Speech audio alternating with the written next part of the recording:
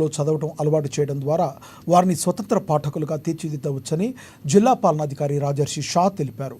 బుధవారం జైనద్ మండలంలోని ఎంపీపీఎస్ దీపాయిగూడ మండలం ప్రాథమిక పాఠశాలలో రూమ్ 2 రీడింగ్ ఇండియా వారు ఏర్పాటు చేసిన మోడల్ లైబ్రరీని ఆయన ప్రారంభించారు.